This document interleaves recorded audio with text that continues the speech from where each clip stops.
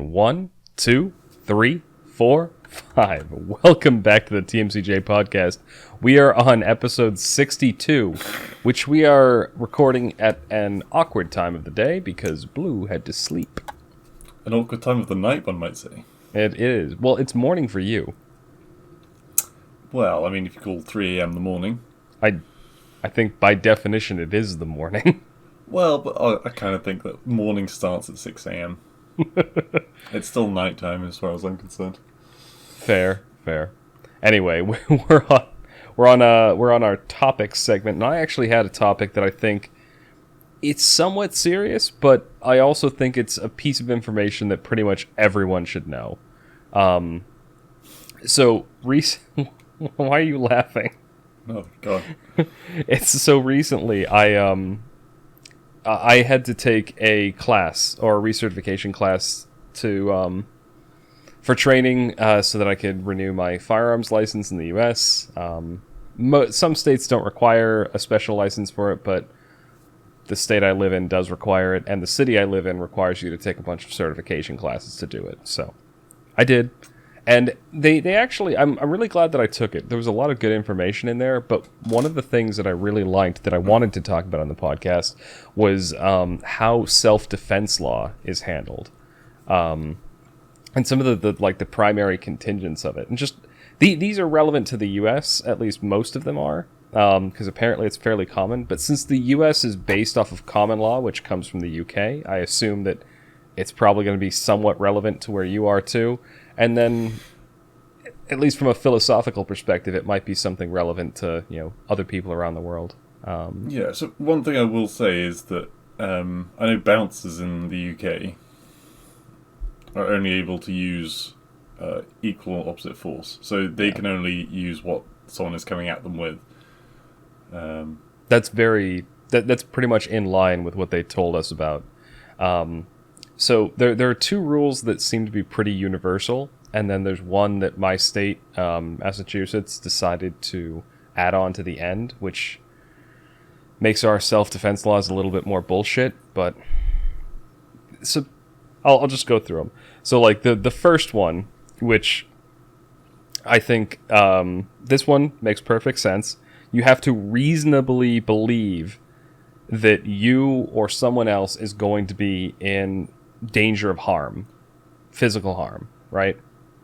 Yeah. And so you're allowed. That's rule number one. If that's the case, then you're allowed to defend yourself. Rule number two is what you just said. You have to use equivalent force. You have to use whatever the necessary force is. So if somebody's coming at you with a knife, you're allowed to... you can use equivalent force. Yeah. Oh, you have to... Oh shit, he's got a knife? Oh, I can't fight him, I've only got my fists! I guess I'll just have to come back tomorrow. No, but it's what you were just saying. Like, You're only allowed to use up to the equivalent force that person is using. So if they're coming at you with your fists, and you're the same size as them, then you can use your fists as well. But which is very... That line is very palpable. It is, which is where you get into like the nuances and interpretation. So, for instance, if somebody, there's a couple really interesting pieces of this law because the guy that was giving the training actually went through a lot of the nuances. So, for instance, if you saw somebody who looked like fucking Hulk Hogan coming out and he's like, "Oh, I'm gonna kill you," and he's just got his fist, you could use like a knife or a gun to like fight this guy off because. If he's like twice your size, twice your muscle mass, and he's threatening you right there, then equivalent force would be whatever it takes you, whatever tool it takes you to match the force he's bringing to bear, and the threat that he's bringing to bear. What I'm curious about is we've spoken about like, hey, so if someone comes up with a knife, you can use a knife, right? Mm-hmm. All right, picture this: someone comes up to you, they pull a switchblade on you, right? Yeah. You pull out a longsword. So it's still a stabbing weapon. Yeah. Does it count? This is where we get into the weird nuances of my state's laws in particular. My state hates knives, but swords are okay. And in fact, you can actually, if somebody is... An honor duel. Swords are okay, and so are cars. This is the weird thing. Like, Right. I should preface all of this and point out that I am not a lawyer. I'm in no way involved in the Yes, legal don't field. take I'm not an any of expert. this. This is me having taken a course and as a layman talking about some of the things that they talked about during this course. So I need to put that caveat out there.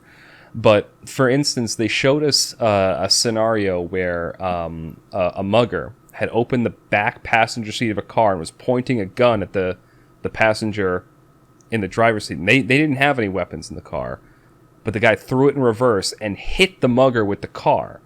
Now, in my state, that is perfectly legal because he was using deadly force against the people in the car, threatening their lives, and you used deadly force against him, used another weapon, your car, which could have killed him because he was using a weapon, the gun. I mean, the door wouldn't have killed him, but yeah, but essentially, like that was the thinking though. So, but a lot of cities in my state have specific regulations and laws against specific knives.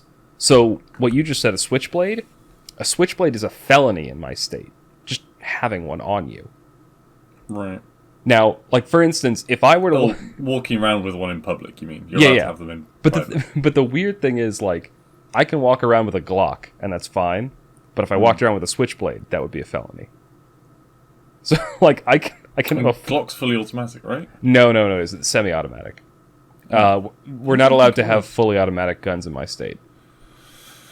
Okay. There's a few states that allow it, but I think, like, Nevada does and a couple others. But most states restrict you to semi-automatic weapons. But anyway, so those are the first two. And the equal and opposite thing, this is where you get into the nuances. Like, you also have to intent. Like, if somebody says, oh, I'm going to kick your ass as they're coming up to you versus I'm going to kill you, then that also factors into it. Or if prior knowledge of the person, you know the guy charging at you is like a trained MMA fighter or something like that.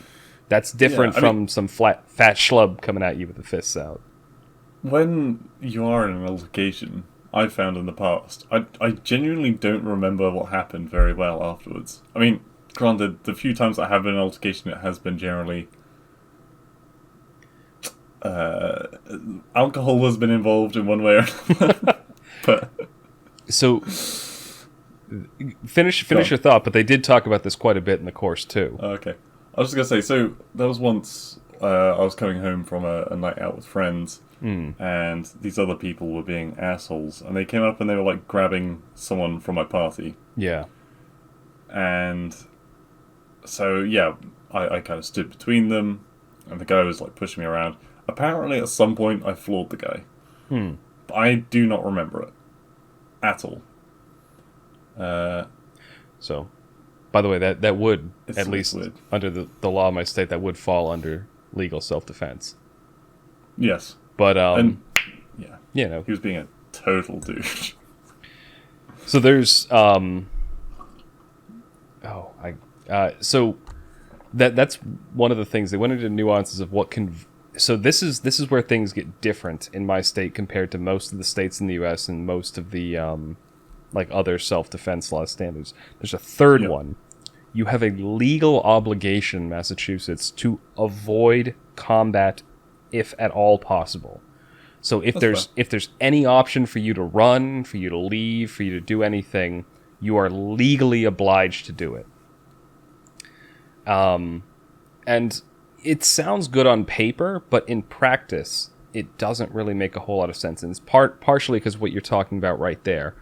Because we're not robots, we're animals. So like when you're feeling threatened, like when that fight or flight instinct kicks in, it's not only that, your body immediately pulls blood from your skin and pumps it into your muscles. It also pulls blood from your brain and pumps it into your muscles. So your reflexes go up, your adrenaline spikes, but your decision-making skills go down significantly.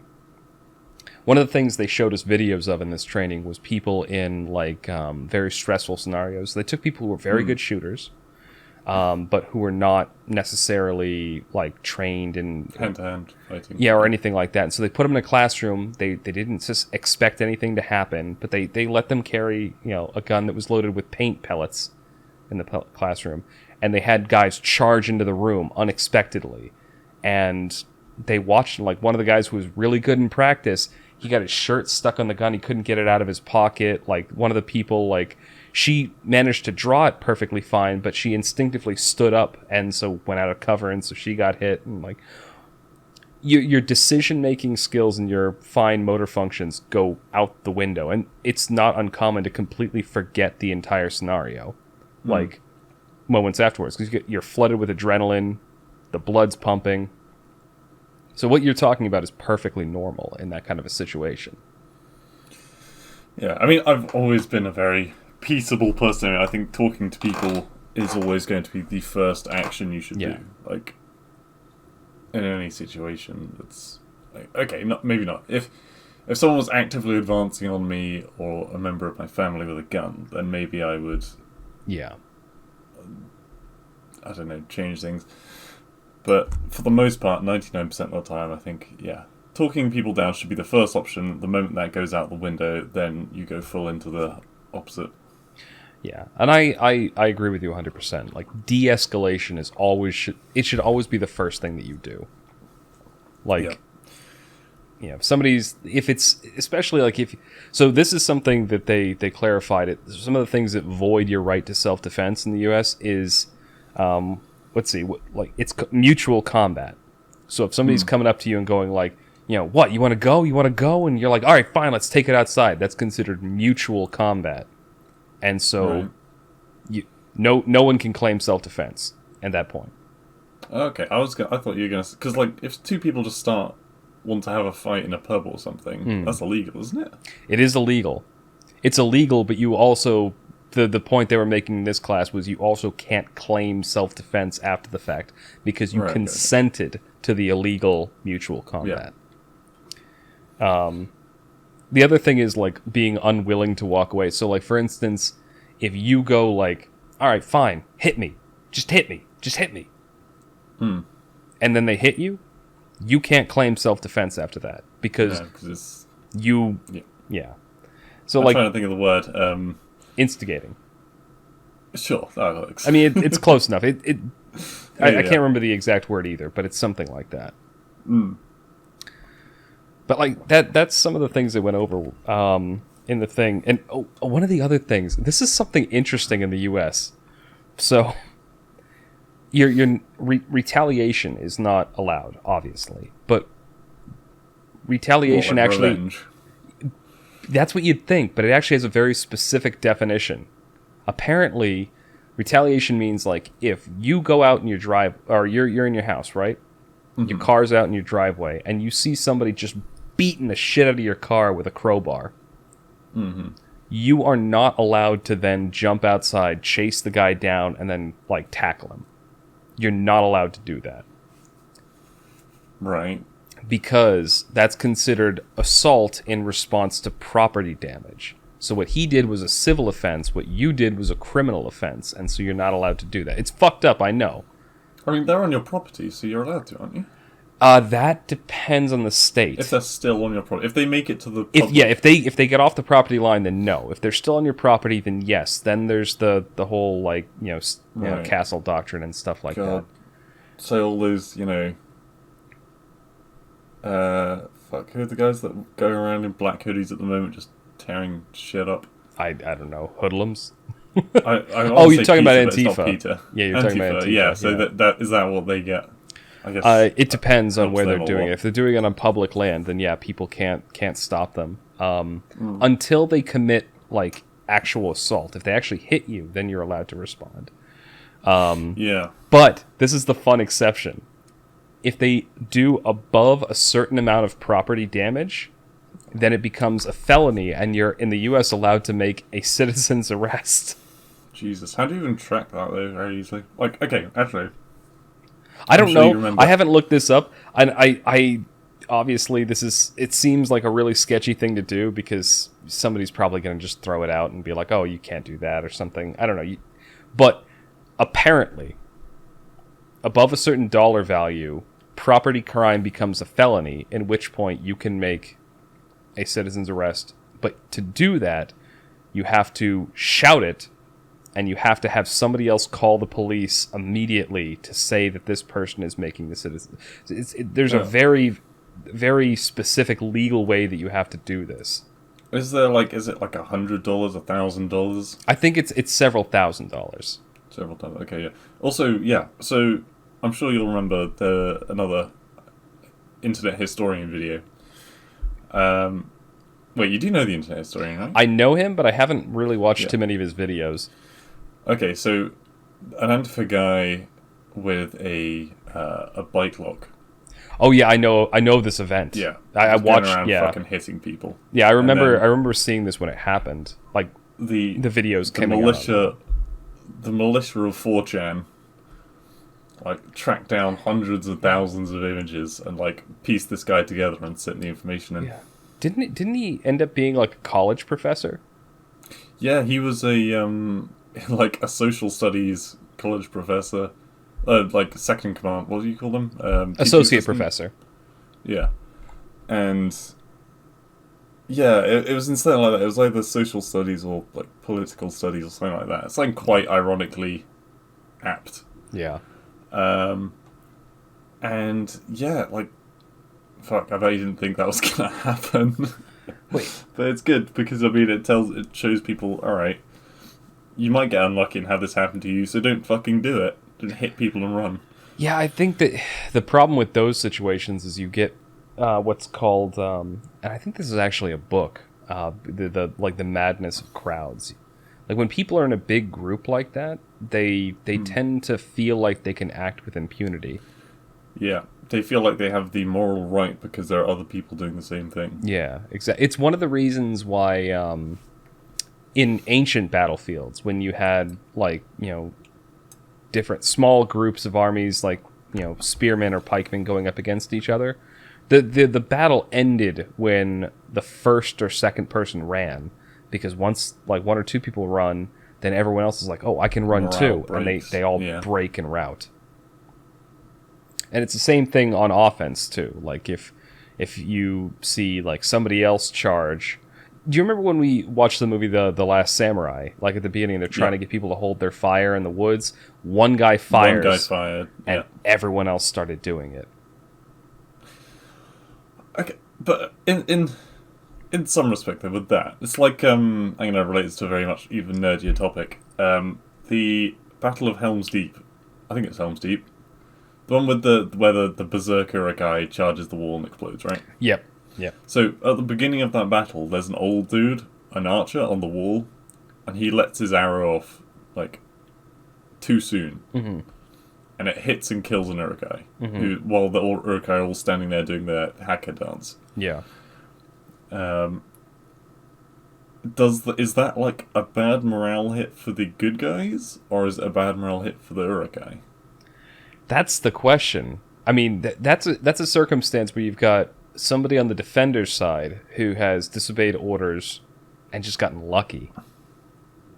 Yeah. So it really is. I guess they were probably outside of the normal range. Yeah. And that's why they weren't firing, I'm guessing.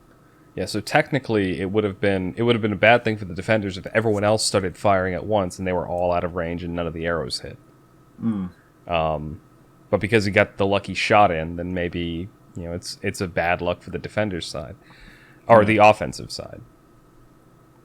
This is sorry. If there was an army of Urukai outside my walls, I would be shitting myself. Yeah, I mean, like far more so than any humans. Who wouldn't be? Yeah. And that's why the humans of Helm's Deep needed the M60. Yes, and so so that guy, he got taken to a court of law for attacking another person without, Yeah. I mean, it's... But the Urukai knew Kung Fu, this is unfair! I don't want to, belabor this too much, but I just thought that this is something... Because I feel like a lot of people have assumptions about what self-defense means in their own head, right? Yeah. In fact, one of the things they went over in this class was the fact that... So, for instance, say I have a pistol, right? Yeah. And somebody else is coming at me with a knife. Yep. And they're charging me with a knife. And they start charging me with a knife from about 50 feet away. I see where this is going. Yep. If I shoot them before they're within lethal range with that knife, Then it's legal.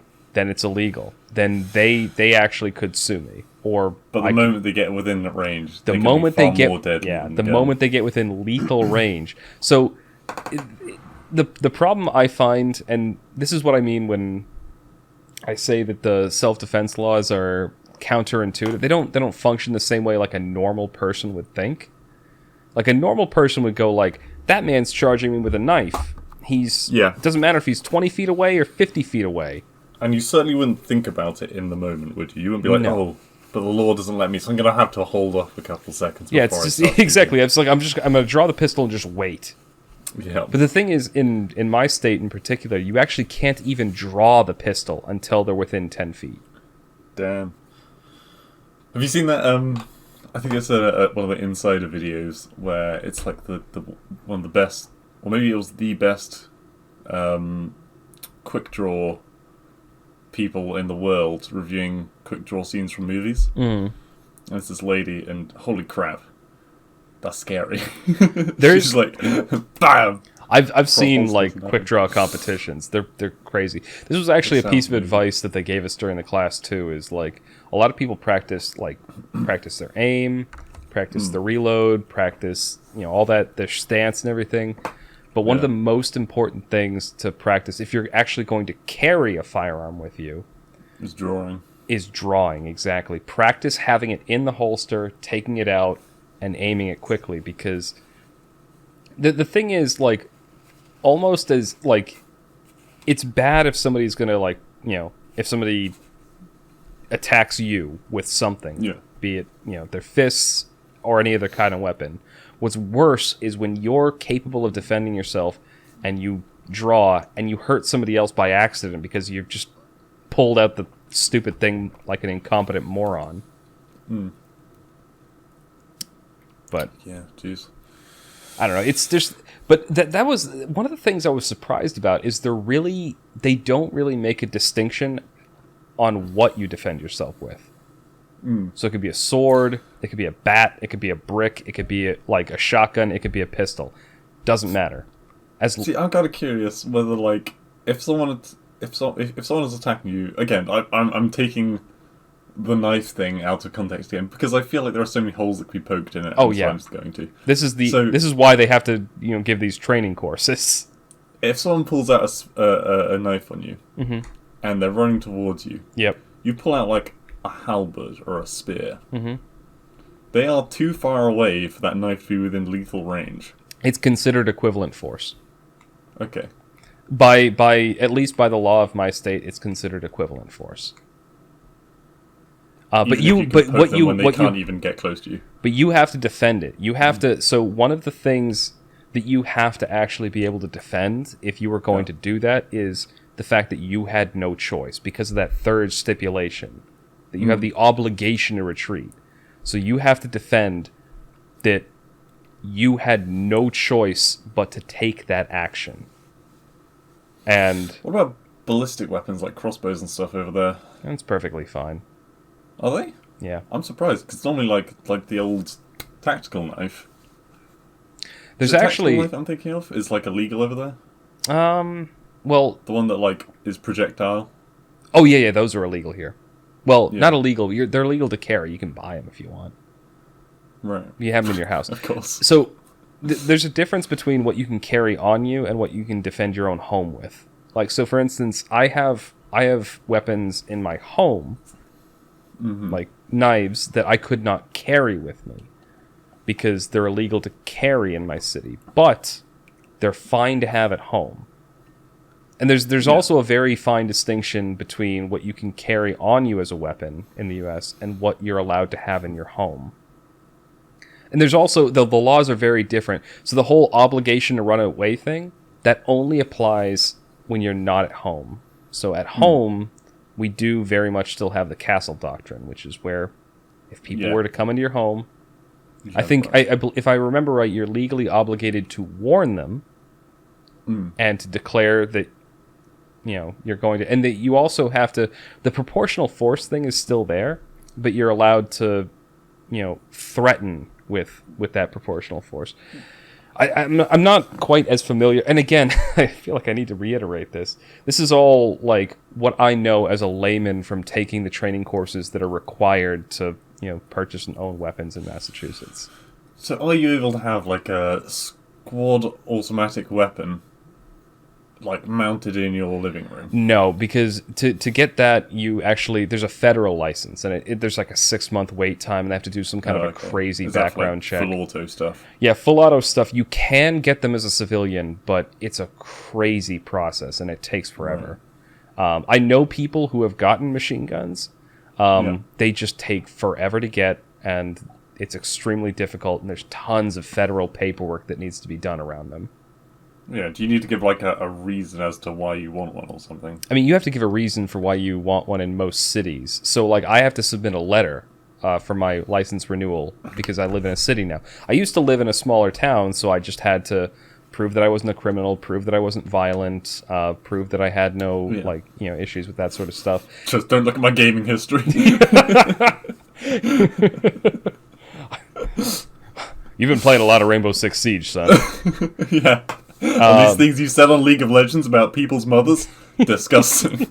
But no, now that I live in a city, I need to submit a letter, and I also need to have references that will say, attest to me not being a sociopath. Yeah, I got you. But for that stuff, you have to go through a much more, difficult process. You need, some serious references, people who are in the military and stuff who are going to, this guy isn't going to, go into the town center and do whatever. And yet the fucking batshit crazy people still find a way of getting it through. You know how they do it? Girlfriends. Go to a place that... Oh. I thought you were going to say just go to a state where it was more lax. No. Girlfriends. This is how they do it. Even in the cities. So a lot of gangs in places like Chicago and stuff like that. I was watching a documentary on this. They apparently will get their girlfriends who have no criminal record, like gang members... They'll get a girlfriend with no criminal record, and they'll use her as basically a mule. She'll go out, she'll get the license and everything, and she'll buy the guns and then give them to them. Just imagining someone sends out their mule girlfriend, and the mule comes back with a bazooka in bright pink with all gemstones. Just a mobster walking around with this shit, Oh my god. And it doesn't really work in most places, and it's because they do background checks, and they a lot of the times now they'll catch it. They'll go we're not going to do this because you're dating this guy who's a gangbanger for 10 years. So they'll look at your associates now, but that was how they used to do it, and I think that to a certain extent they might still do it that way. But this was a documentary I watched 4 or 5 years ago, and that's how they said that a lot of them ended up on the street. Yeah. Goes out to get a technical, comes back with a people carrier with a little mounted minigun on top for all the family. Oh my god. That's something that's on my bucket list, by the way, is to go out to Nevada and try out firing an M60 or some other light machine gun.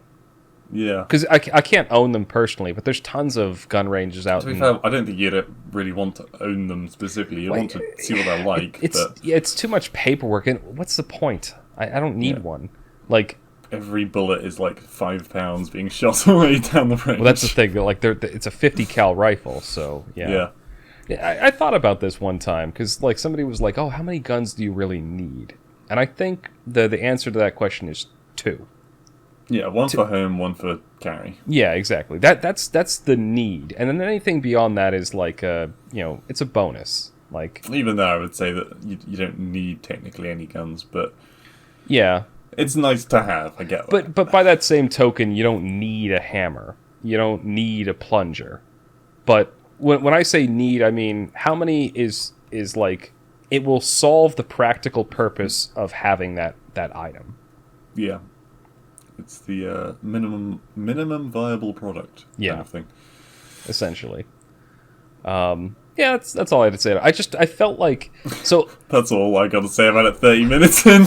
Well, no, but I do want to close this out. There's a reason that this is very different from what we normally talk about, but. I thought I really understood self-defense law. But after taking the course, I was like, oh, there was a lot that I didn't quite understand. There were a lot of nuances to it that weren't immediately obvious because they're illogical. They're things that like make sense from a legal perspective, but don't make sense from a human perspective. And so I just thought, like, it's good information that I just thought would be good to have out there. And I'd encourage, like, anyone who's curious about this and who actually is concerned about it, look it up. Actually look at the research, look at the local laws, because again, this is just my layman's perspective after taking class. And from one state in particular. This is all specific to Massachusetts in the United States. From what I've heard, it's similar to the rest of the U.S. and it should be similar to the UK because it's all common law based. It's probably on the more protective side. Yeah. The more strict rules than certainly a lot of other places in America, I imagine. Oh yeah, places like Texas and Oklahoma, they've got the stand your ground law, which is it's literally the opposite of what ours is. Ours, you're obligated to run away. Texas and Oklahoma, you're perfectly within your rights to stand your ground and go like, "F you, I'm not running." They will sue you if you don't go and shoot them. Not quite that bad, but yeah. Anyway, like any final thoughts there? Otherwise, we can kind of close out the segment. Yeah, I think it seems very similar to the British things, but I have not taken any courses on that, so do your own research, like you said, and just stay safe, everybody. Yeah. And this is one thing that they told us. Actually, that's a good point to end on. One thing they told us in the class, like, you never want to be a hero. Like, well, I mean, maybe you want to be a hero, but don't like go out of your way to try and challenge somebody who is using deadly force against someone else. Like, know your limits. Know the fact that, you know, you're a human being. You're not in an action movie. Like, if somebody's charging you with a knife, it's probably in your best interest to run the fuck away. Yeah. So, just be reasonable, do your own research, but I thought this was good information to have out there. Anyway, this is going to be the end of segment 1 of the TMCJ podcast. Thank you all for listening, and you will hear it again momentarily for segment 2.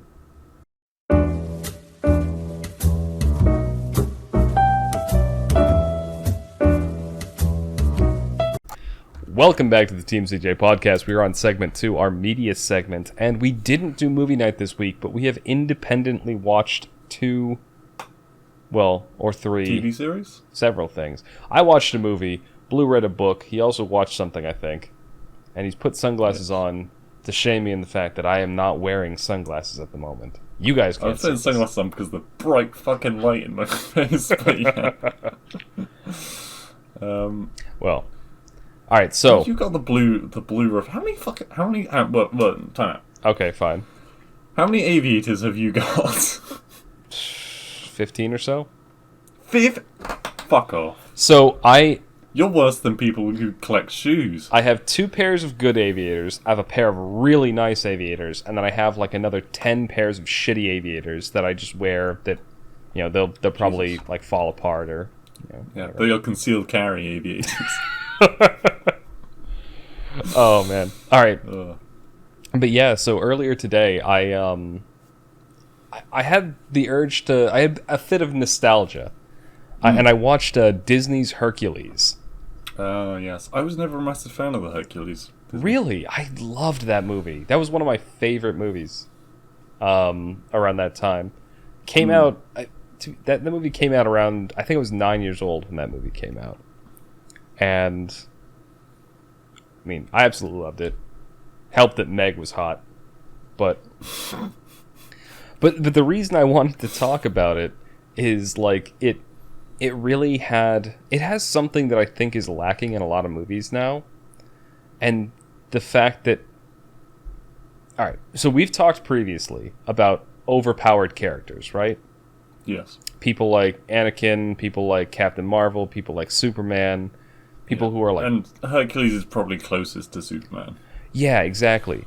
One thing that I liked, and I was thinking about this when I was watching the movie again today, was they did a very good job taking a character who should be overpowered, somebody who's like, you know, can lift anything, can beat the shit out of, you know, gods and monsters and whatnot, and somehow establishing a level of flaw and vulnerability to him.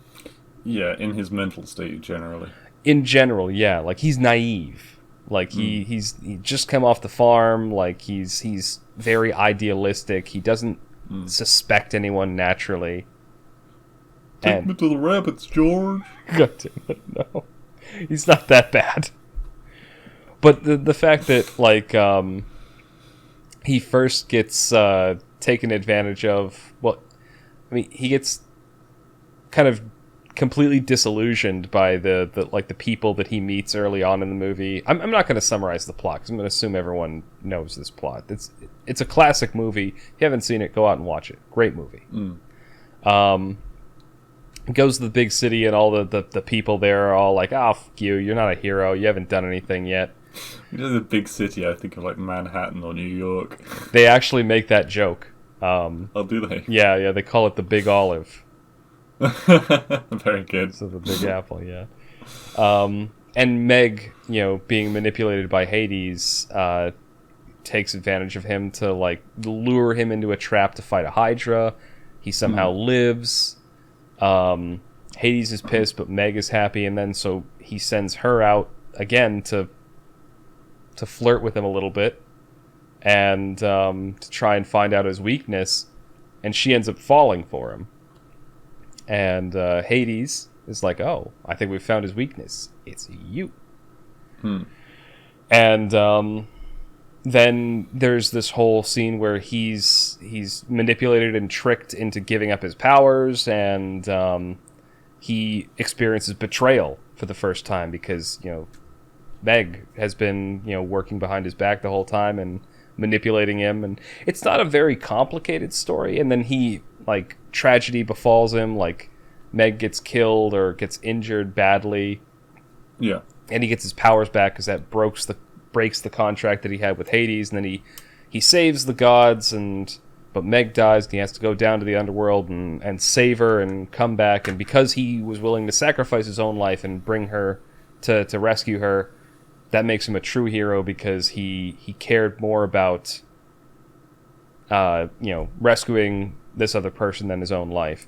And it's a very simple story when you boil it down like that, but there's a few very good elements in there that I don't know, they seem to be lacking in a lot of stories that are trying to do similar things these days.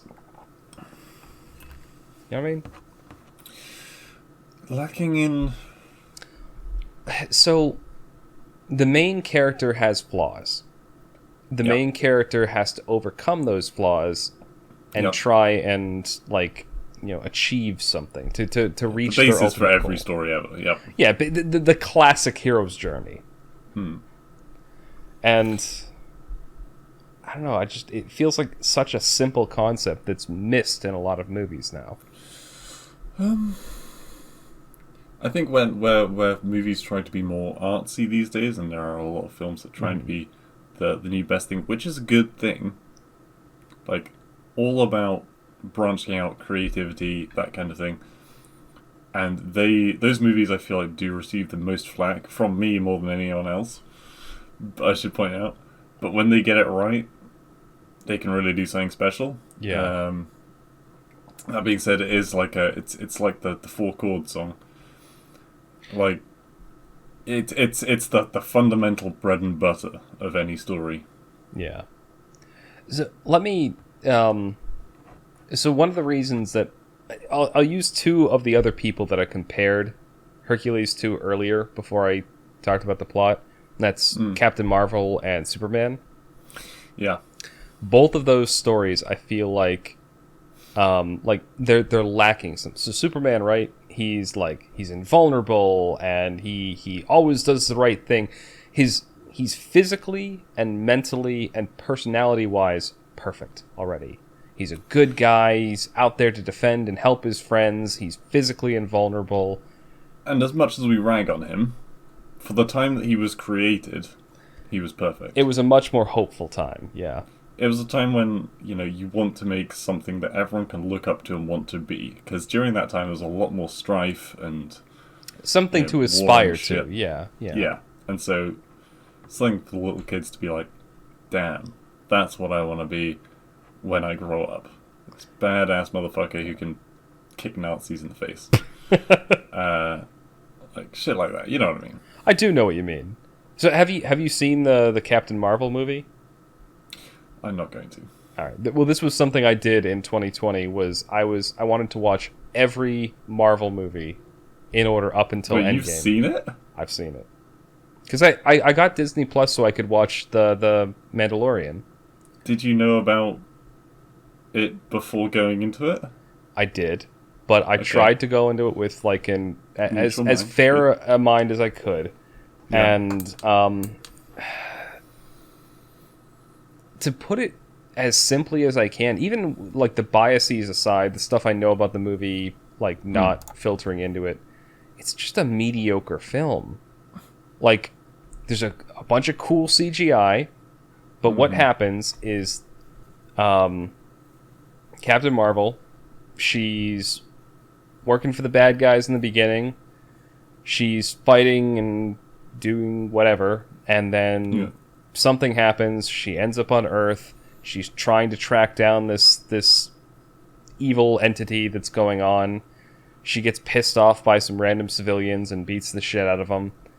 Yeah. And then she finds out she's secretly someone else, and it releases her power, and then she goes off and beats the shit out of the people that were actually the bad guys in the end, and then so on and so on. But my point is, she doesn't go through like an arc at all. Like, her arc is she's great but restrained, and then she finds out she's great, and she used to be even greater, and then she gets unrestrained, and then she's great again. Like, there's no character point flaws. Where she's waking up in a garbage dump and like just feeling like shit. there's no. She was perfect at the beginning, except with like a nerf on her, and then at the end she's perfect with the nerf taken off of her. It's So what I would say is that, so obviously the film's received massive amounts of flack for its virtue signaling. Yeah. If the actual take away the whole virtue signaling, forget that the characters' genders or anything.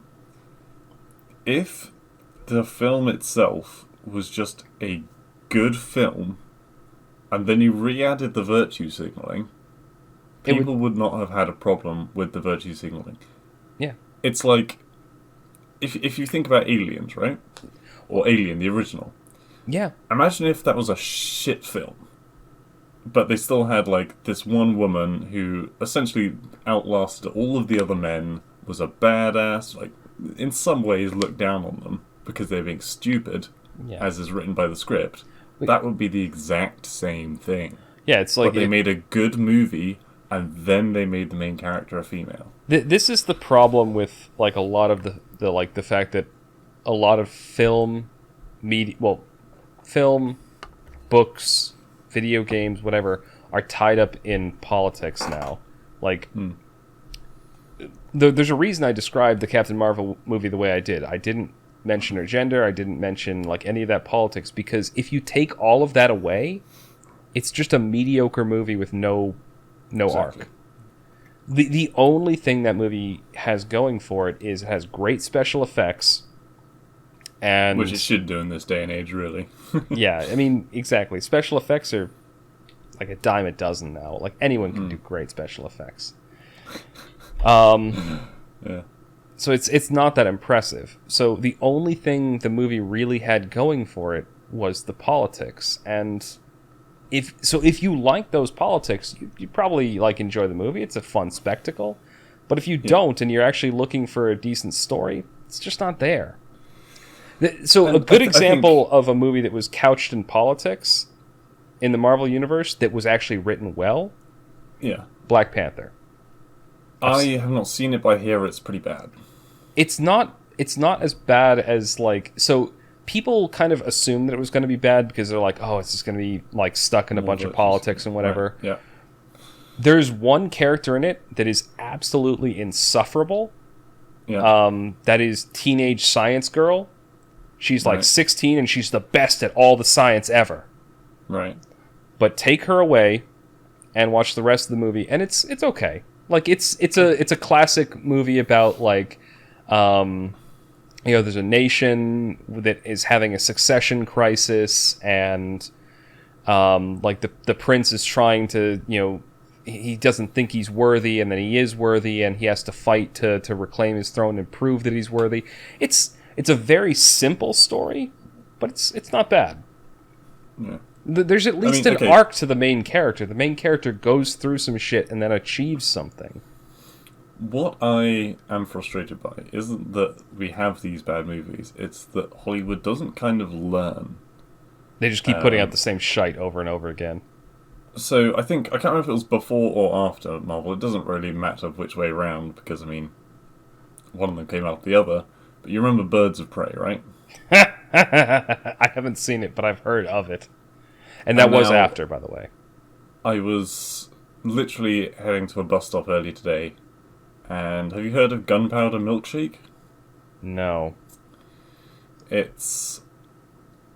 I was about to tell you what it's about, but I don't actually know what it's about, because everything I've seen from the advert is just... It's a lot like... what was it? Harley's Angels? Oh, that's not the right word. Charlie's Angels. Charlie's Angels. Harley's. But like Charlie's Angels was meant to be a comedy skit. Hmm. And so that's kind of what made everything so funny, and they're doing batshit stuff. Like, yeah. This looks like they've taken Charlie's Angels and... decided to take it seriously? Taken out the funny parts, yeah. They've got...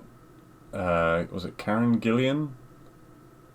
The ginger chick from Doctor Who. Oh, okay, yeah, I know her. The police lady one. Yeah, she was in... she was actually in the Marvel movies, too. She played the blue chick. Right. Well, she's leading up the... Wait, no, she didn't. Nebula. Yeah, Nebula's played by that's her. Huh. She's under a ton of makeup and stuff, but that's her. Yeah, no, I can't. Holy crap. Yeah, she's kind of the front runner. I think there's like 7 women in some kind of badass fighting group, and I'm just getting flashbacks to, like I said, Captain Marvel and Birds of Prey and any other thing with Harley Quinn in it. Suicide Squad. Thing is, there's ways to do this stuff right, and there's ways to do it poorly. Like you can inject all of this, weird political stuff into a movie, into a game, into a book, into a TV show, and it's fine as long as the story is written well at the same time. Like I've gone back and watched like TV shows from when I was a kid, and there's tons of political messages from the 90s in there.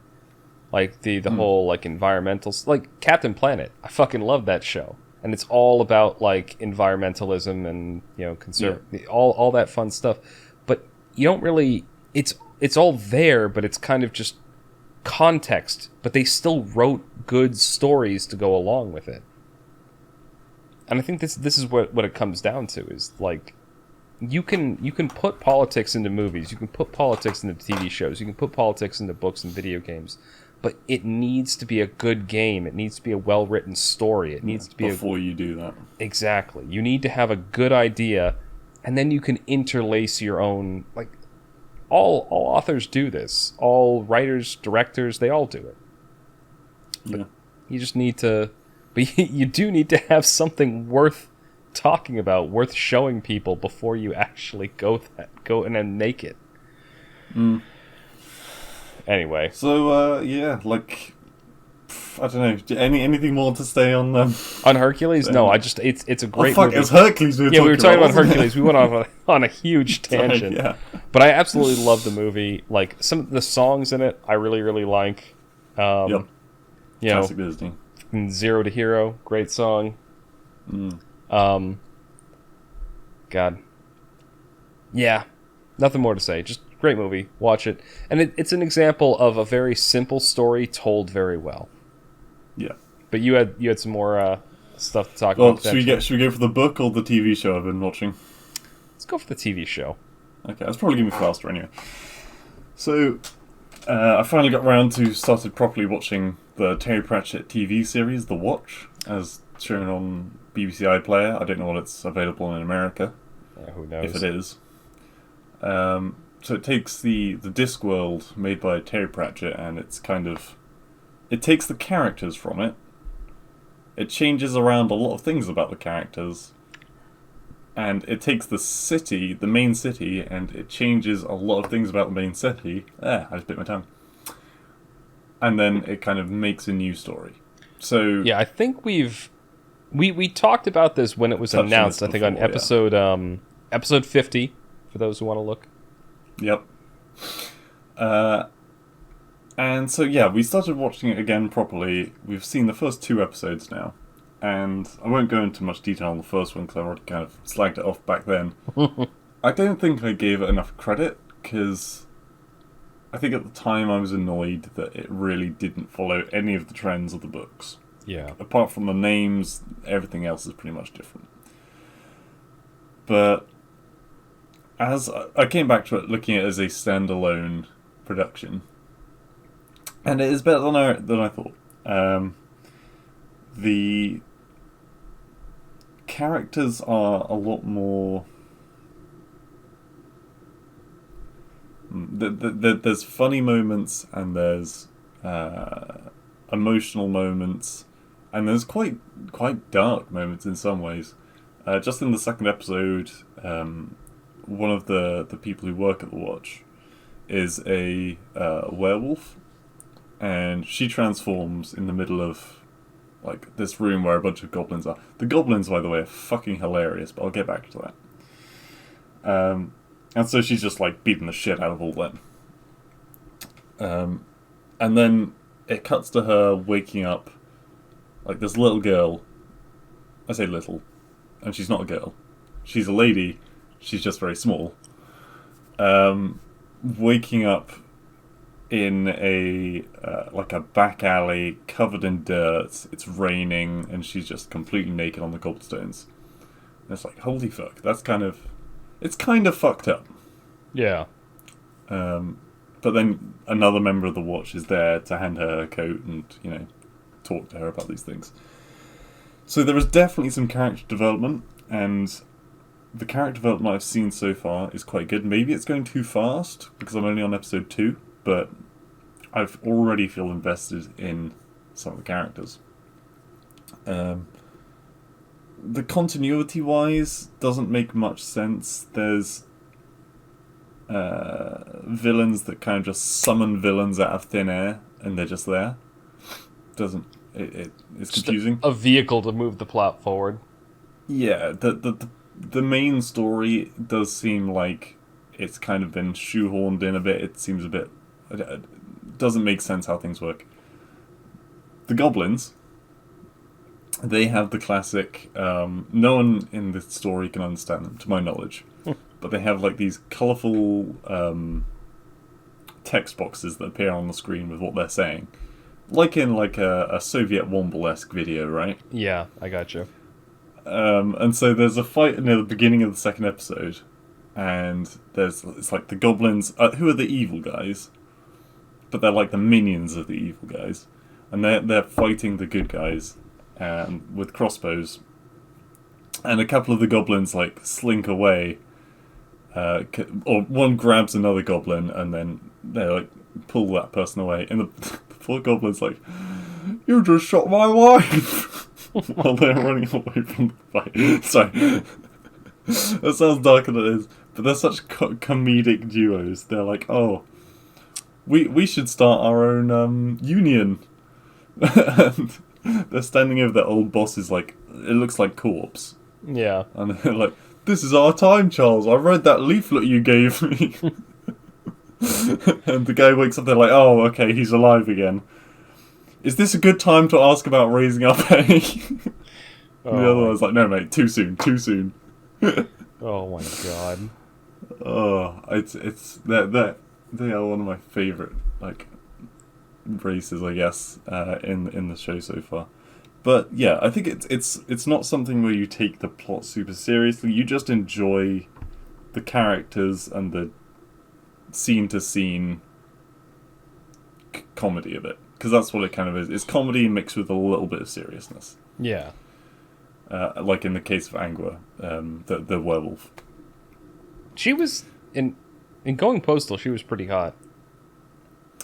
Yeah. She only shows up for like one scene, but she looks very different in this. But she's still got like the eyeshadow and the white hair.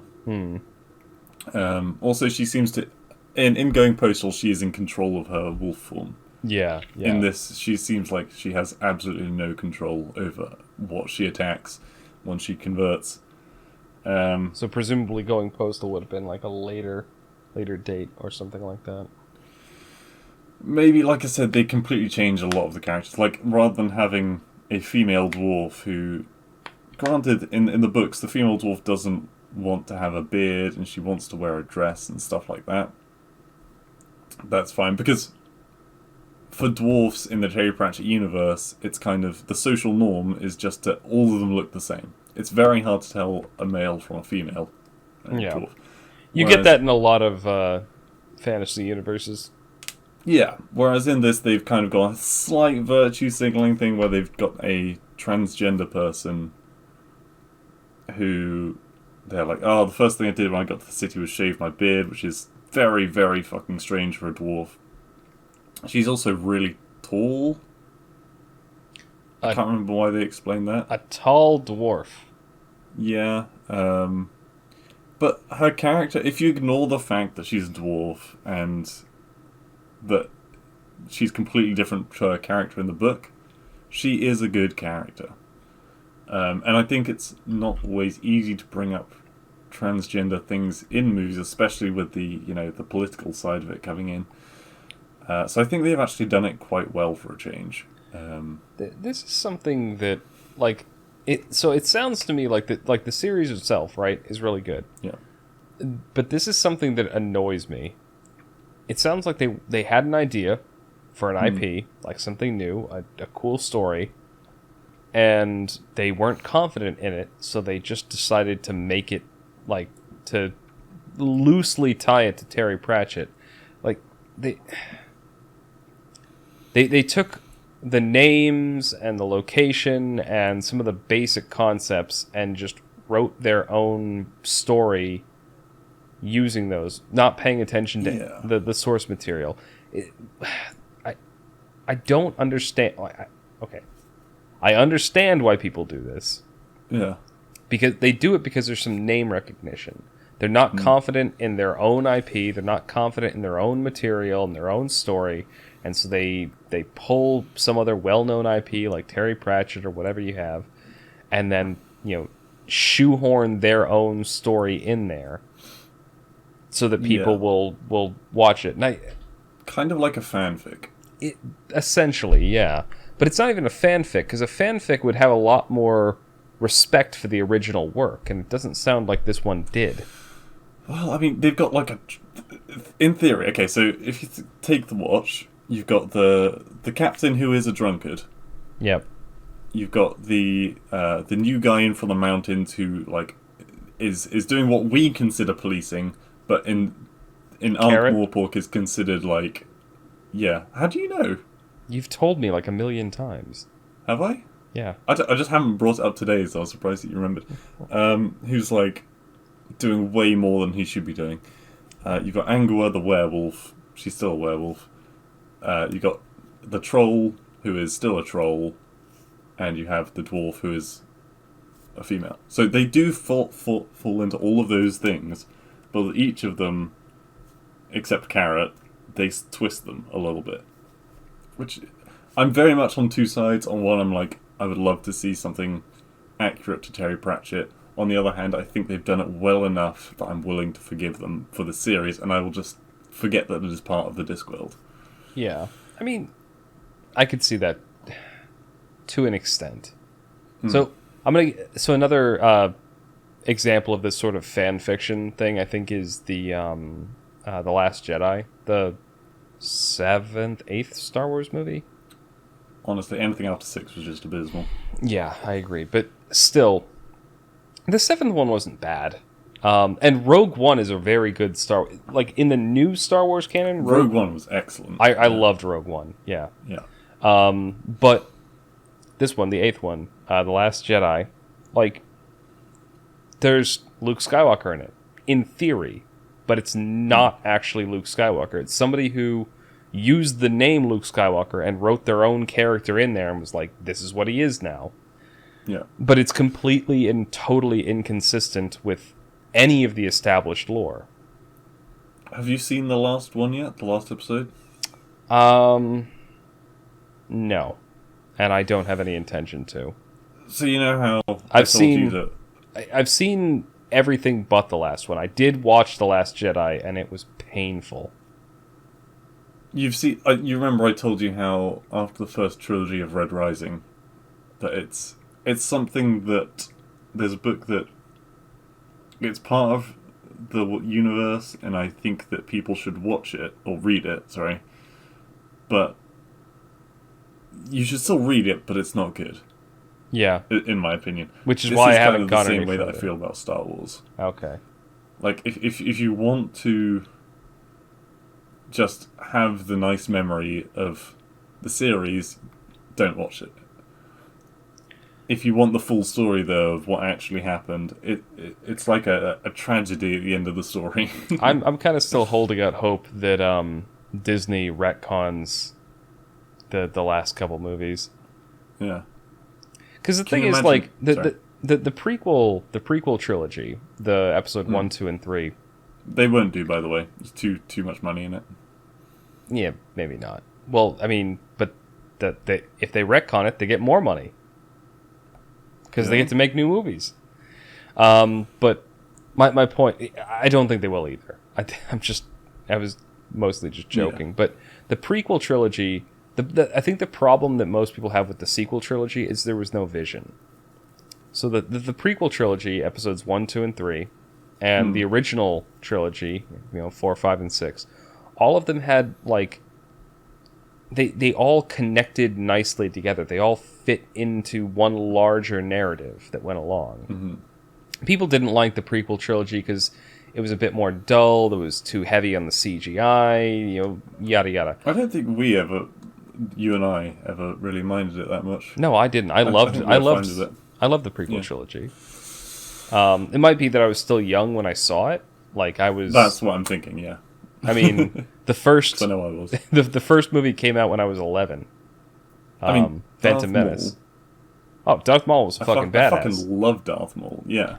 And you know what? I didn't even mind Jar Jar Binks that much. I thought he was. No, I didn't.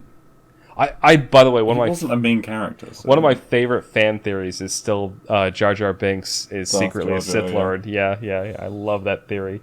But point being that all three of those movies had a plot line running through them. They all fit together and connected to the larger narrative. Mm. The sequel trilogy didn't do that. Like Episode 7 was just a rehash of Episode 4 with a new skin on it and some characters that didn't really have any chemistry. And then you hit Episode 8 and it took a completely different tone from the other ones. There were plot threads that were left open by Episode 7, and Episode 8 was like, yeah, I don't want those. We're going to go on and do something different. And I haven't seen Episode 9, but I assume it did more of the same. Like, there wasn't a narrative going through the movies that I could really follow, or that really hooked me to make me go like, oh, I want to see more of this. Yeah. But Rogue One. Excellent movie. Great standalone movie. And actually, unlike the sequel trilogy, it connected to the larger series. Yeah, and it wasn't all... They didn't fall into the trap of, because it's a later movie, everything is overpowered. Yeah. Like, man, just the planet that they were on, the fucking beautiful, like, desert beaches kind of thing. There were a few points in that movie that were just so awesome. So, Rogue One, points in that movie that by the way, anyone who hasn't seen it yet, go out and watch it because it's an excellent Star Wars. If you like Star Wars, watch this movie. It's a great movie.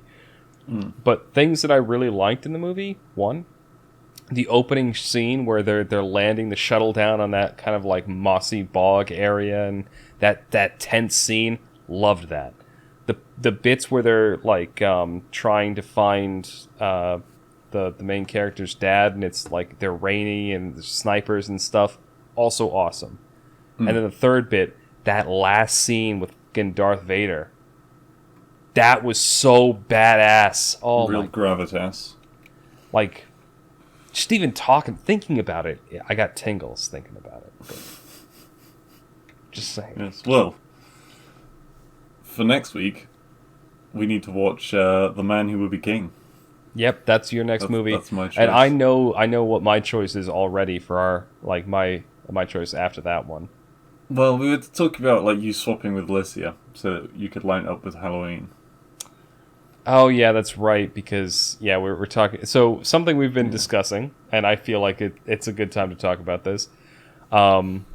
Because what we did last year for Halloween, we're talking about doing a Nicolas Cage movie for Halloween every year.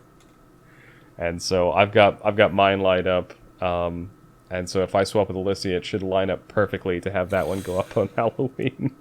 Yeah, I've seen surprisingly few Nicolas Cage movies. I've seen Ghost Rider. God. And I think that's pretty much it. He's got... So there's... Despite all the shit movies he's made, he's actually made quite a few good ones, too. Gone in 60 Seconds. Great movie. God,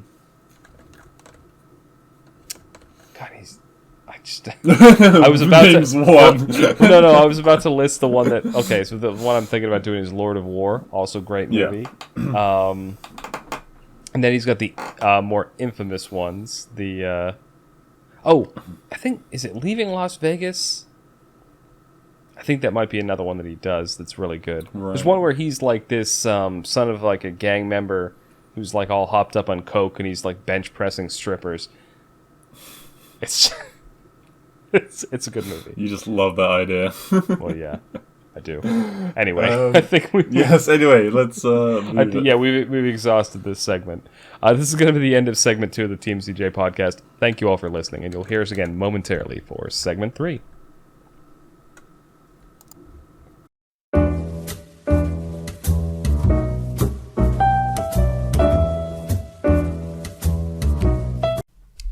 Welcome back to the TMCJ podcast. We are on segment 3, our wild card, and as promised last week, we are back to Eye of Argon.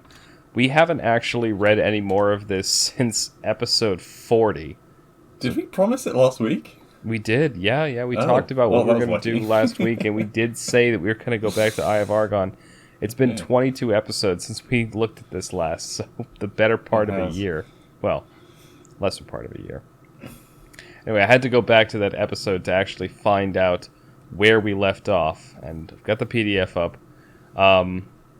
We are on page 38 of the original magazine, whatever that means. Our brains and throats have finally recovered from the last time we played this. Well, and all of the... I think we probably stopped because we've been constantly doing Equestrian Bronte. Yeah, so there was a point in time where we did Eye of Argon, and then Equestrian Bronte, and then D&D. And I was doing all these stupid fucking voices. Oh, it was... Oof. Challenge. So, for reference, what's happened is Grignar, the barbarian, has fought some people on the road. He went to a town, tried to woo a prostitute, got himself captured, ended up in a dungeon, escaped the dungeon. The prostitute ended up in a weird thing, getting sacrificed. He escaped, she escaped, and I think that's where we are right now. I don't remember any of that. That's the story thus far.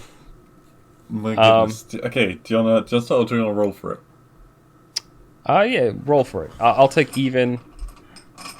Okay, I'm rolling a d8 today. Alright, go for it. It's a 2. Alright, even. I start first. Oh, and just to remind people of the rules, we switch places reading if either of us screws up a line or laughs or what have you. Because, or finishes a page. Or finishes a page. And the reason for that being is that we do have to read any and all spelling mistakes and things as written in the story. Yep. So, even if you autocorrect things to make them right, that counts as a screw-up. Alright, here we go. He braced himself, facing the second soldier. The sentry's stature... What? That doesn't count if you make me laugh. Oh no, it's that you slowed down so much for second, because I think you're expecting it to be wrong. I was expecting it to be wrong, you're right. Does that count? No, it doesn't. Start from the centuries. The sentry's stature was wildly exaggerated in the... Wrong. Oh god, it was exaggerated. No, it was the fact there was two wases. Oh shit. The sentry's stature was wildly... Damn. Bam! Right. It's already you. It's already you. The sentry's stature was wildly exaggerated in the glare of the flickering cresset cuppux in his right fist.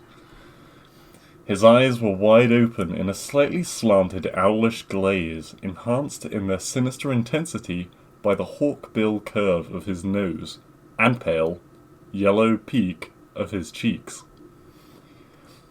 "Place your hands behind your back," said the second soldier, as he raised his axe over his right shoulder blade and cast it a wavering glance. "We must bind your wrists to parry any attempts at escape. Be sure to make the knot a stout one. Broig, we wouldn't want our guest to take leave of our guidance." Broig grasped Grigner's left wrist and reached for the barbarian's right wrist. Grigner wrenched his right arm free and, redacted, swiveled to face Broig. Reach the... I find... actually, hold up. I think you'll find that says Swilveld. Well, I said swiveled afterwards, but there's a word that's like completely blanked out, so I said redacted. You got that right, but Swilveld. It's not not swiveled, it's Swilveld. There's no L there. Yeah, there is. There is. Swilveled. That's not an L. I mean, it's if anything, it's a semicolon. All right. Well, you still pronounced it wrong then. True, and I got the next part wrong as well. All right, but either way, I did love the voice. Yeah, that was good. Thank you. Oh, where are we? Go from Grigner wrenched. Grignar wrenched his right arm free and, redacted, Swilveld to face Broig, reaching beneath his loincloth. Nope. What? Reach beneath. Oh, god damn it. It's fine, you haven't finished the first sentence, you gotta just go again. Broig, reach beneath his loincloth with his right hand. I don't know how to do this. The T is like superimposed here. Yeah, it looks like HE squared, but instead of the 2, it's a T. And at the beginning, it's he sentry grappled at his girdle for the sheathed dagger, but recoiled short of his intentions as Grigner's right arm swept at his gorge. To his gorge. To his gorge. Alright, you can take over. We've said this before, but clearly, the person who wrote this had a thesaurus and not much else. Yeah, and even got a lot of that wrong, so... The soldier went limp, his bobbing eyes rolling beneath fluttering eyelids, a deep welt across his spouting gullet. Without lingering to observe the result of his efforts, Grigner dropped to his knees. The second soldier's axe cleft over Grigner's head in a bluzz of silvered ferocity, severing several scarlet locks from his scalp. Coming to rest in his fellow's stomach, the iron head crashed through mail and flesh with splintering force, spilling a pool of crimsoned entrails over the granite paving. There was a lot of S's in that, sorry. Yeah, big on alliteration, this guy. Before the sentry could wrench his axe free from his comrade's carcass, he found Grigner's massive hands clasped about his throat, choking the life from his clamped lungs. With a zealous grunt, the accordion flexed his tightly corded biceps, forcing the grim-faced soldier to one knee. The sentry plunged his right fist into Grigner's face, digging his grimy nails into the barbarian's flesh. Ejaculating a curse through rasping teeth, Grigner surged the bulk of his weight forward, bowling the besieged soldier over upon his back. The sentry's arms collapse to his thigh, shuddering convulsively, his bulging eyes staring blindly from a bloated cherry-red face. Ejaculating a gas. So, that doesn't count because I laughed, you didn't. Yeah. But I controlled it, but I saw it coming like a line before, and I was like, oh god, this might break me. It's like when we read Carlo Fuck Grabbin'. It really is.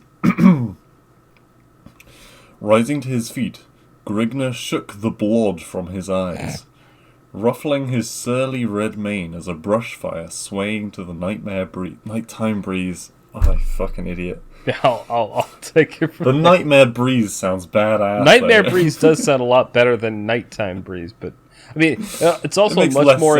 It's much more in line with this guy's writing style because he is nothing if not over dramatic.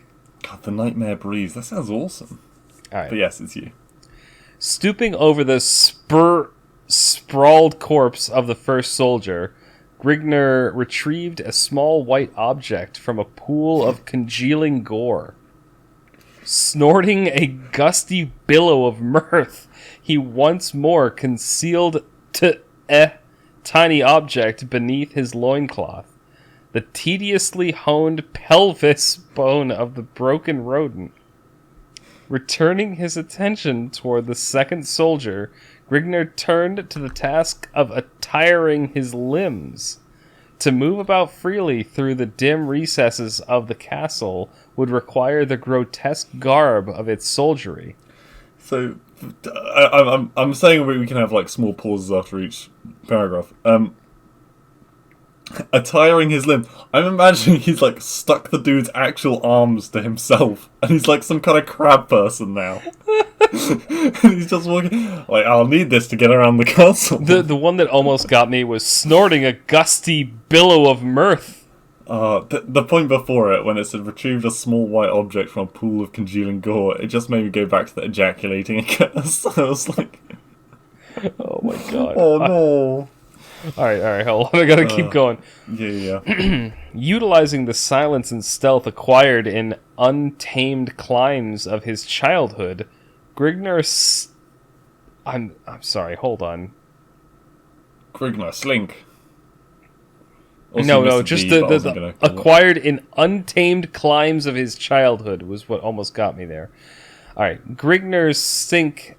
Oh god, sling. No, you fucked it. yeah. I stopped in the middle of the sentence anyway, so you can take over from Grigner.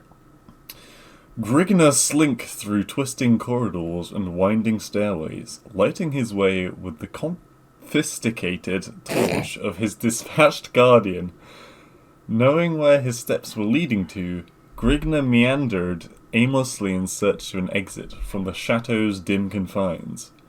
The wild blood coursing through his veins yearned for the undefiled freedom of the livid wilderness lands.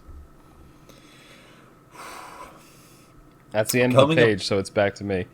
Okay. Also, what is that picture at the bottom of the page? It's meant to be some kind of weird cat thing with a unibrow. I think that's a picture of the author. Alright. Coming upon a fork in the passage, he shrieked. Voices accompanied by clinking footfalls discerned to his sensitive ears from the left corridor. Wishing to avoid contact, Grigner veered to the right passageway. If quested as to the purpose of his presence, his barbarous accent would reveal his identity, being that his attire was not that of the castle's mercenary troops. In grim silence, Grigner treaded down the gingily lit corridor, a stalking partner. Panther. Fuck. Also, there were so many spelling actually made sense. There were so many spelling mistakes in that first paragraph. The first you mean the first sentence? No, the first paragraph. Oh, okay. Yeah. That first paragraph that I actually made it through. There were a bunch of like weirdly spelled. Anyway, go on. You really struggled with the first line of the second paragraph, even though I think it was actually not too bad for him. Yeah, it's because I'm expecting it to be shit. Yeah. Like the hardest parts are the parts that actually make sense. Because it's well written. Because if it's well written, I feel like it's a trap. In grim silence, Grigna treaded down the dingily lit corridor, a stalking panther creeping warily along on padded feet. After an interminable period of wandering through the dull corridors, no gaps to break the monotony of the cold grey walls, Grigna espied a small winding stairway. Descending the flight of arched granite slabs to the posterior, Grigna was confronted by a short hallway leading to a tall arched wooden doorway. Halting before the teeming portal, Grigna rests his shaggy head sideways against the barrier, detecting no sounds from within. He grasped the looped metal handle of the door, his arms surging with a tremendous effort of bulging muscles, yet the door would not budge. Retrieving his axe from where he had sheathed it beneath his girdle, he hefted it in his mighty hands with an appeased grunt, and wedging one of its blackened edges into the crack between the portal and its iron-rimed sill. Bracing his sandaled right foot against the rugely hewn wall, teeth tightly clenched, Grigna appellevered the oaken haft, employing it as a lever, whereby to pry open the barrier. The leather-wound hilt, bending to its utmost limits of endurance, a massive portal swung open with a grating of snapped latch and rusty iron hinges. I made a couple of... Yeah, I'm sorry. Kudos to you for actually doing that. There were so many weird, fucked up words in that paragraph. I did make a couple of slips, I think. So I'm happy to let you continue. Alright, I'll take on from there. Glancing about the dust-swirled room in the gloomily dancing glare of his flickering crescent, Grigner eyed evidences of the enclosure being nothing more than a forgotten storeroom. Miscellaneous articles required for the maintenance of a castle were piled in disorganized heaps at the infrequent intervals towards the walls opposite the barbarian's piercing stare. Utilizing long, bounding strides, Grigner paced his way over the mounds of supplies to discover if any articles of value were contained within their midst. Detecting a faint clinking sound, Grigner sprawled to his left side with the speed of a striking cobra, landing harshly upon his back, torch and axe loudly clattering to the floor in a morass of sparks and flame. An elm-woven board leaped from collapsed flooring, clashing against the jagged floor and spewing a shower of orange and yellow sparks. That's a G, right? What? Sparkge. That's an S. Is that an S? It looks like a G on my screen. All right. Over Grigner's startled face, rising unsteadily to his feet, the half-stunned... What? Uneasily. I said that. You said unsteadily. Did I? Okay. I'll finish the sentence and you can take over. You can take over the next paragraph. To his feet, the half-stunned accordion glared down at the gruesome arm of death he had unwittingly sprung. Alright, you can go next. I have to keep clearing my throat. I'm terrible at this. If not for his keen auditory organs and lightning-steeled reflexes, Grigner would have been groping through the shadowed hell pits of the Grim Reaper. Hang on, can I just... One sec. Sorry, one sec. Go for it. No, take your time. The shadowed hell pits of the Grim Reaper. He's talking about, like, fisting the Grim Reaper. I don't know what's happening right now. I thought something popped out of a floorboard. For all we know, a rat just popped out. I think he fell over and his axe made a shower of sparks from the floorboards. I don't think anything popped out of it. This is why you don't use, like, a billion adjectives to describe what's happening in a scene. If I was listening to this, I think I might have a better idea of what is happening, but because I'm focusing so fucking hard on reading it... No, I don't even think... I'm listening to you read it, and I'm having a hard time following what's happening. Like, this is just a good piece of writing advice for anyone. You don't need a million adjectives. Like, it's perfectly fine to describe something in plain language. If you need to emphasize something, maybe use one, at most 2 adjectives. Don't pile them on like this asshole. Right, I will continue. Go for it. He had unknowingly stumbled upon an ancient, long-forgotten booby trap. A mistake which would have stunted the perusal of the longevity of one less agile. A mechanism similar in type to that of a miniature catapult was concealed between 2 collapsible sections of granite flooring. The arm of the device was 4 feet long, boasting razor-like cleats at regular intervals along its face, with which it was to skewer the luckless body of its would-be victim. Grigner had stepped upon a concealed catch which released a small metal latch beneath the 2 granite sections, causing them to fall inward, and thereby lose the spiked arm of death they precariously held in. Alright, next page, so it's me. Oh, we got an illustration on this page. We do. Oh my! Look at those weird, deformed titties.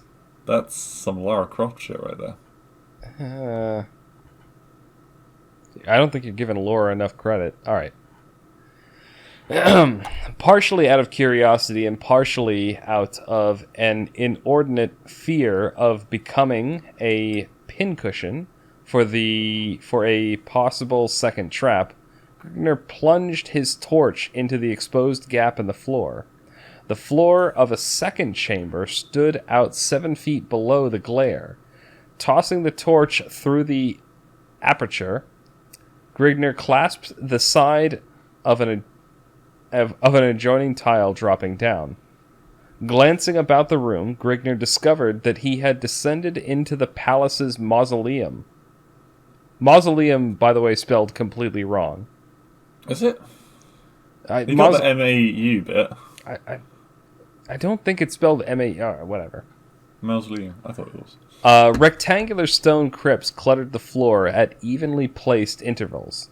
The tops of the enclosures were plated with thick layers of virgin gold.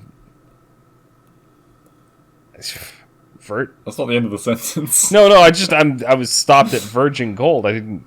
What the fuck is virgin gold? While the sides of the plate... The thing about gold is you can't actually combine it with anything, so it's always virgin gold. Anyway. You can make electrum with it, can't you? Yeah, but the gold doesn't actually merge with it on a chemical basis. It's still gold. You can separate it very easily by melting it. Anyway, while the sides were plated with white ivory, at one time sparkling, but now grown dingy through the passage of the rays of all-encompassing Mother Time. All-encompassing? Yeah, exactly. No, but that's not what he wrote. Oh, is that not how it's spelled? Okay. No, he wrote all-encompassing. Fair enough. Wait, what's the next bit? I didn't even read the next 2 words. Alright, sorry. You keep going, but maybe wind it back a little bit. Okay, yeah. At one time sparkling, but now grown dingy through the passage of the rays of all-encompassing Mother Time. Featured at the head of each sarcophagus in tarnished silver was an No, you fucked it. Yeah, I did. Can I? Let me try to pronounce this. Expugnisively. Yeah. Expugnificently. I don't think that's a word, but go on. Expugnisively. It's not a word. Carved likeness of its rotting inhabitant. He uses dingy a lot, I'm just noticing. A dingy just atmosphere. Like in the beginning of the story, he used Stygian all the time. Yes. A dingy atmosphere pervaded the air of the chamber, which sealed in the enclosure for an unknown period had grown thick and stale. Intermingling with the curdled currents was the repugnant stench of slowly mouldering flesh, creeping ever slowly, but surely, through minute cracks in the numerous vaults. Due to the embalming of the bodies, their flesh decayed at a much slower rate than is normal, yet the nauseous odour was nonetheless repellent. Towering over Grigner's head was the trap he released. The mechanism of the miniaturized catapult was cluttered with mildew and cobwebs. Notwithstanding these relics of antiquity, its efficiency remained unimpinged. To the right of the trap wound a short stairway through a recession in the ceiling, a concealed entrance leading to the mausoleum for which the catapult had obviously been erected as a silent, relentless guardian. Climbing up the side of the device, Grigner set the task of resetting its mechanism. In the event that a search was organized, it would prove well to leave no evidence of his presence open to wandering eyes. Besides, it might even serve to dwindle the size of an opposing force. Descending from his perch, Grigner was startled by a faintly muffled scream of horrified desperation. His hair prickled Yorkishly in disorganized clumps around his scalp. As a cold danced around... I said around instead of along. Yeah, I got it. As a cold danced along the length of his spinal cord, no moral/mortal barrier, human or otherwise, was capable of arousing the numbing sensation of fear inside of Grigner's smoldering soul. However, he was overwrought by the forces of the barbarian's instinctive fear of the supernatural. His mighty thews had always served to adequately conquer any tangible foe, but the intangible was something distant and terrible, dim, horrifying. I'll finish the paragraph and you can pick up because it's the end of the page. Tales passed by word of mouth over glimmering campfires, and skins of wine had more than once served the purpose of chilling the marrow core of his sturdy-limbed bones. Good job. Thank you. Yet the scream contained a strangely human quality, unlike that which Grigner imagined would come from the lungs of a demon or spirit, making Grigner take short, nervous strides, advancing to the sarcophagus from which the sounds was issuing. Clenching his teeth in an attempt to steel his jangled nerves, Grigner slid the engraved slab from the vault with a sharp rasp of grinding stone. Another long-drawn cry of terror, infested anguish, met the barbarian, scoring like the shrill piping of a demented banshee, piercing the inner fibers of his superstitious brain with primitive dread and awe. I will give it to you, but technically that says fibrous. What did I say? No, it says fibers. Yeah, I'm giving it to you because it's a British thing. I guess you'd pronounce it that way. The whole... Like nanofiber. Yeah, so the... Pronouncing something B-R-E as burr... Yeah. That's a British thing. You don't do that in the US. Oh, well, fuck off then. That's not wrong! I know, that's why I said I'm me. I'm pointing it out, but I'm not going to stop you for it. Okay. Stooping over to espy the tomb's contents, the glittering accordion's nostrils were singed by the scorching aroma of a mouldering corpse, long shut up and fermenting. The same putrid scent which permeated the entire chamber through multiplied to a much more concentrated dosage. You actually... I said through instead of though, yeah. You also said multiplied instead of multiplied. You were assuming he was going to say it wrong. I didn't even... It's when he cuts a word in half for a line. Yeah, it's difficult. The way that I read, it means that I kind of rush out the thing. So I just... Yeah, that was... Yeah. Alright, I'll take up. The shriveled, a leathery packet of crumbling bones and dried flacking flesh offered no resistance, but remained in a fixed position of perpetual vigilance, watching over its dim abode from hollow gaping sockets.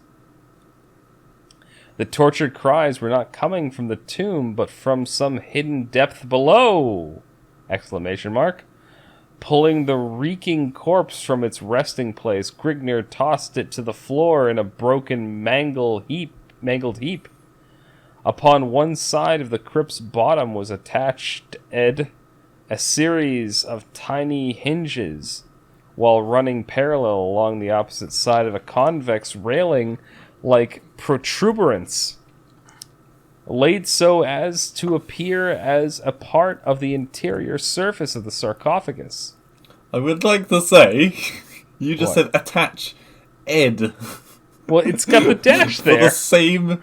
That just means it's continued onto the... It's just attached. Yeah, I know. I'm taking it one word at a time. If you want to take over, you're welcome to. No, I'm just saying it's the same thing as the multiplied thing. That was all I was comparing it. No. You didn't though. You skipped the L. It's not multiplied. You didn't say multiplied. You said multiply. You said attach Ed. I mean, it's the same thing. Well, you left out an entire letter. I just hesitated in the middle. There's a difference between not pronouncing the entire word and just pronouncing the word in two separate bits. If you'd said attach then yes. But you said attach Ed. Okay. So you pronounced the letter that wouldn't have been pronounced. So I enunciated an extra letter, but my point is you didn't enunciate a letter that was there. Yep. I read it as written. You didn't. That's why I pointed it out. Anyway, raising the slab upon its bronze hinges, long removed from the gaze of the human eyes, Grigner perceived a scene which caused his blood to smolder, not unlike bubbling molten lava. Stop. One sec. Alright, first of all, you added in a "the," and Where? second of all, it's perceived. You're right, it is perceived. Okay. Directly below him, a whimpering female lay stretched upon a smooth-surfaced marble altar. A pack of grassy-faced shaman clustered around her in a tight circular formation. Crouched over the girl was a tall, pot-bellied priest, his face dominated by a disgusting, open-mouthed grimace of sadistic glee. Suspended from the acolyte's clenched right hand was a carven, oval-faced mallet, which he waved menacingly over the girl's shadowed face. I'll finish the sentence. Yeah. An incoherent gibberish flowing from his grinning, thick-lipped mouth. Is that the end of it? That's the end of the paragraph, yeah. And I fucked up, so it's you. Thick lip mouth. Oh, I see it. Okay. In the face of the oh my god.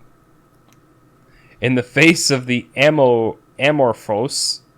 I think it's meant to be like amorphous, but... Oh, amorphous. Okay.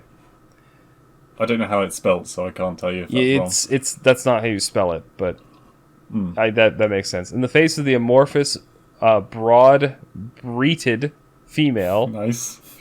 stretched out alluringly before his gaping eyes, the universal whim. No, you fucked it. That's too much laughter. Yes. How am I supposed to Why is react? gaping eyes going to get you that loud? The amorphous, broad-breasted female. No, braided. Breasted, sorry. You got it right when you did it. Oh god, I already fucked up. Yeah. So Do you want me to try it? yeah, go from the beginning.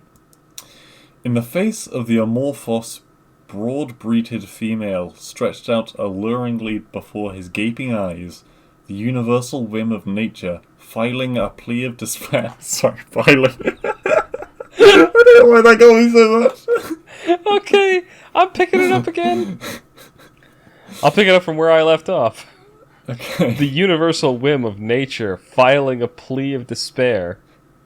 Inside of his white-hot soul, Grigner acted in the only manner he could perceive, giving vent to a hoarse, throat-rending battle cry. Grigner plunged into the midst of the startled shaman, torch simmering in his left hand, Andax twirling in his right hand. Do you like my Andax? A No, gaunt nailed it. skull. Also, I love how... Can we talk about how the fact that he opened a tomb, right? He opened a coffin, right? Yeah. He moved a dead body, and suddenly he found the girl and the priests under the dead body? Like, Is that what's happened? is there a secret passage or something that we missed out on, or... Also, yeah, I'm sorry. Nature filing a plea of despair. That was just such a funny image in my head. Like it going out to some council building and being like, "This guy cut down my trees." I need to submit my plea of despair here. It's on Form 1082. You know? Goddamn Peter again. God damn it! All right, here we go. I think yeah. I think we probably have to finish this page and call it there because we're coming up to the end of this. We'll have to finish this another day again. All right. A gaunt skull-faced priest standing at the far side of the altar clutched desperately at his throat, coughing furiously in an attempt to catch his breath. Lurching helplessly to and fro, the acolyte pitched headlong against the gleaming base of a massive jade idol. Writhing agonizingly against the hideous image, foam flecking his chalk-white lips, the priest struggling helplessly, ... the victim of an epileptic seizure. So Grignard didn't even hit the guy, he just had a seizure. So I think I don't know at what point this happened. He was looking in a coffin at some point, but this is a different room, I think, where like the sacrifice and the people are, because there's no way they can all fit into a coffin. Yeah, I think he must have found a secret passage or something. Anyway, but yeah, so ending on... We only made it through 3 pages. Yeah, no, but there's still like several sessions worth of reading, I think, before we're going to reach the... Hang on, let me just check how many, because it might be like... No, there is actually quite a few pages left, so... Yeah, okay. We've got a bit to go. I think it ends on page... So we're ending on page 41. The whole story ends on page 49. So we've got 8 pages to go. My goodness. More Grigner. Anyway, that was a fun, silly way to end this. Well, hopefully it won't be 20 episodes before we do the next one next time. Yes. Well, yeah, it was good to come back to it again. It was. I do think that we need to finish it. I don't like leaving things kind of just out there. Anyway. Well, this is going to be the end of episode 62 of the TMCJ podcast. Thank you all for listening, and you will hear us all again next week. I hope you enjoyed this dingy virgin gold of a podcast.